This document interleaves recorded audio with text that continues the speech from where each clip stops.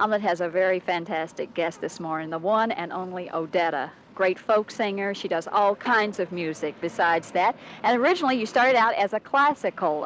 That was your main interest in the beginning. Is this true, Odetta? Well, yes. Well, originally being little, and I was in the church, of course. And then when I got to be around 13, I got really very serious about music, and then I went into studying classical music. Then I discovered folk music, which was like the beginning of my education, and I jumped into that. And then I started being offered jobs, and for a kid who wanted to, sing and to be able to support oneself doing what you want, which doesn't happen that often in this world, No. right? So the base of what I'm doing or wish to do or want to do is folk music. Well, is there a certain area, or do you cover all types of topics and subject matter?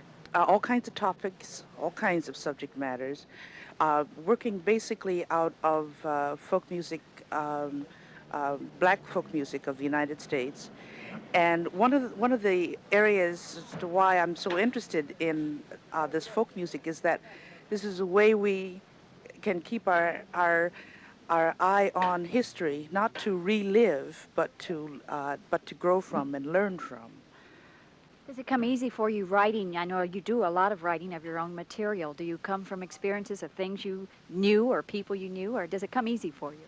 Not easy. Melodies are great. Melodies are easy. Words are very difficult. It's very difficult to expose myself, and I'm fascinated with writers who can just say whatever they feel, and but I'm not there yet. And so, most of the songs that I've written are not songs about me in particular, but songs of reaffirmation of oneself, not a personal kind of life. I read recently in a Jet magazine interview that the younger generation does not realize that you really created a lot of the styles that so many others are using today. I think they said, did Bob Dylan or somebody of that nature influence you? And you said, well, you were the mama of that group. Right, right. You really started, well, what? 19 in the 50s. The when folk music area exploded, it was the 60s, and so accordingly, people feel that that's when it started, and that's why they ask me the questions.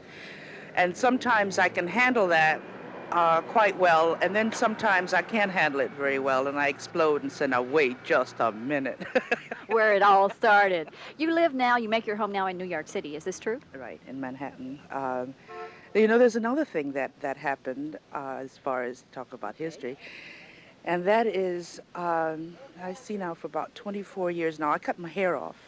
And this is one of the things that folk music did for me, and that thing of teaching and learning. I cut my hair off and washed it and left it. And what is now called a natural or an afro today used to be called an Odetta. I didn't know that, Odetta. All right, I'll just ask you, I'll follow that up with the new concept that you see of the cornrows. And of course, that really, I guess, has more significance with some tribes in Africa than the natural look. What do you think of it? I think that the cornrow is closer to the African way or style. They weren't cutting their hair short and having all kinds of styles. It was mostly braided or covered, and it is closer to Africa. The way I think about it is that we, as blacks in this country, are have a heritage of Africa, and we also have our own strut, which is coming out of all of the struggles and victories that we've had here, and the combination of the two is really kind of unbeatable. Sometimes it gets a little confusing, I think, too, don't you? It gets confusing when someone says to somebody else, it has to be this way. But then that always happens when someone is sitting and deciding what you should do instead of taking care of their own business. That's true. How do the young people respond to you getting back to the young, especially young blacks? It's incredible. It's I get the feeling that if I could stay longer, they'd like to be hang out with me, which is a beautiful feeling for a Creole woman. Uh, that they're not rejecting me because of age, but there's something there that they can feel close to or want to hear about. Or That's always very complimentary yeah. when they identify with you. You've been involved with a lot of causes, I know, throughout your career. Is there anything that you're really interested in right now? Oh, there's so many. I mean, honey, You don't know where to start?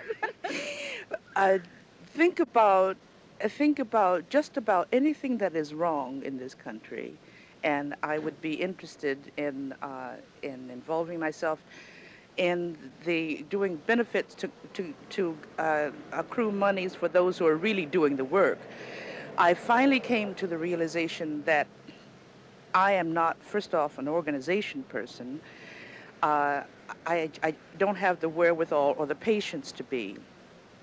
I am not in one place a long time, so I would really be distracting from what was being done if someone were depending upon me. So the place that I can really uh, give anything is that I am in the area or come to the area, and that's no problem. And to give a performance and to accrue or help to accrue money for people who are actually doing the work. And when you think of it, as a matter of fact, I've also gotten another formula, and that is the very popular causes. Sickle cell. There are many people who will do for sickle cell, for the heart, the very popular ones. I let those who will do benefits because there's a camera there do those. And I go on and take care of the women who are trying to bust their children, and it's A little more touchy or a little bit more controversial, or they won't get as much exposure, maybe. they won't get exposure, that's for sure. But people who are actually involved in their community, um, I'm not saying that the others are not, but they have the eye and ear of the media, and they're just other places that need help. You do have such serious thoughts. Are you optimistic, Odetta, about how things are going? I don't know why, but I am. You don't know why? I insist upon it, I think, yeah. I see things working, all kinds of negative things working, but I really can't let that stop me.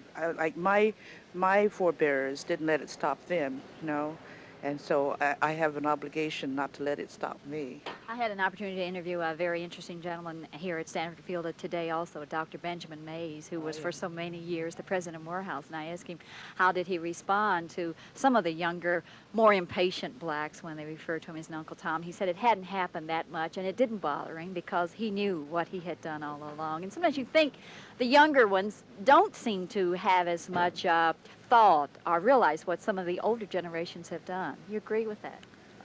I can understand it really.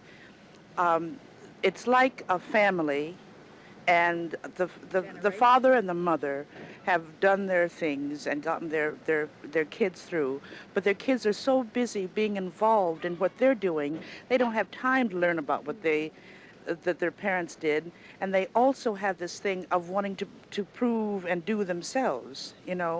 So I can see it, but it's a pity that we have to bring, or that the youngsters have to bring the oldsters down, and instead of saying, hey, well, whatever you can do, hey, and get on with it and let's do it. And We'll get there in the end. right. Thank you so much, Adele. You're a great pleased person to for talk to being you. with us on Omelet. Stay with us. We'll be right back.